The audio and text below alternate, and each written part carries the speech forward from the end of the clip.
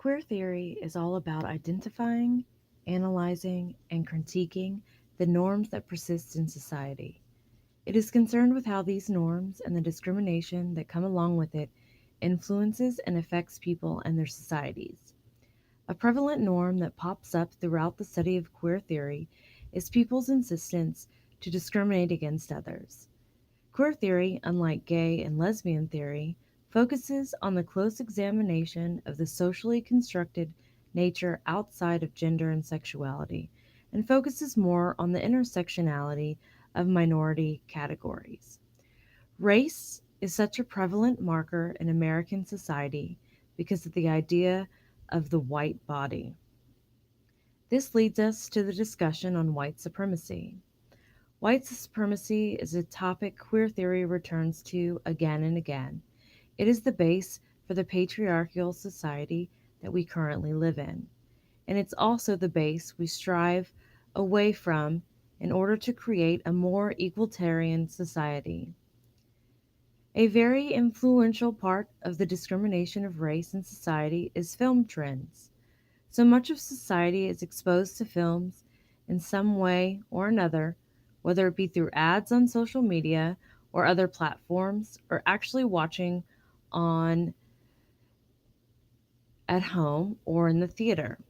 Yet anyone who does not fit in a privileged stereotype is underrepresented in films, and no one with the influence to do anything about it is willing to go through the steps to drastically change that. In fact, there was a prominent white cis male director that made a comment on the black actors and actresses requesting for more roles for them. He replied to their requests by saying if they want more roles in films about themselves, then they should be the ones to direct it and produce it. This resulted in Jordan Peele's first film, which also won an Oscar, Get Out, and its legacy film, Us. Films have been more progressive in terms of including more people of color in today's media, and while it's a start, there's still a long way to go before supremacy loses its foothold in the industry and allows for people of all races equal standing and influence on the stage. Class encompasses discrimination because American society puts so much stock in the importance of money that those with less are considered less than. Something that is discussed back and forth in queer theory involving class and money systems is the idea of neoliberalism.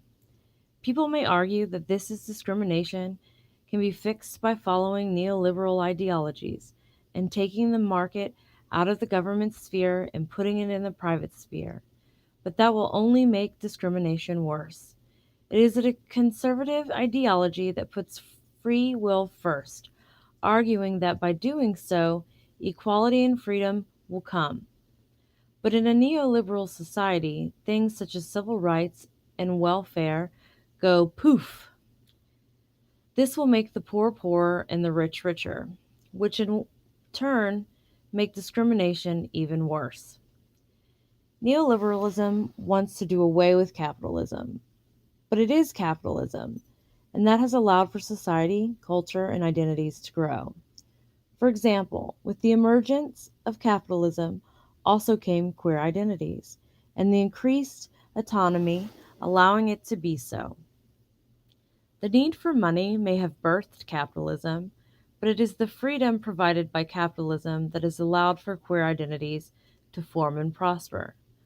Queer theory has argued that neoliberalism would grind the discovery and growth of identities in America to a halt and make class distinctions and discriminations worse.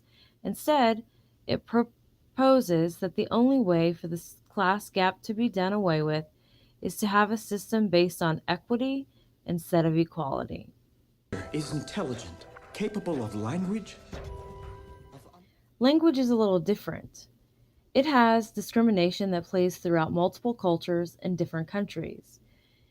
It is discrimination of the spoken word, and the different ways of discriminating depends on the language that is being spoken. Libraries are the hub of influence when it comes to language in respect to knowledge and power. It is the epicenter of the written word in education. They are the spaces of control, not just over the actions sanctioned and performed in their institutions, but also the materials being presented and showcased. The language that is allowed to have a voice, the very thing that would allow change. The Library of Congress classification and Library of Congress subject headings cater to those social and political materials that already hold power and tend to force those that do not into the shadows and hide them away into unused corners. Librarians have worked to fix this trend and have argued for the expansion and correction of subject headings that would bring the less powerful into the light and allow them the respect they are due. But the queer perspective challenges the possibility that classification and subject language can ever be corrected. This suggests that rather than attempting to resolve the paradox of queer classification and cataloging, that instead we should be trying to embrace and extend the user's engagement with it.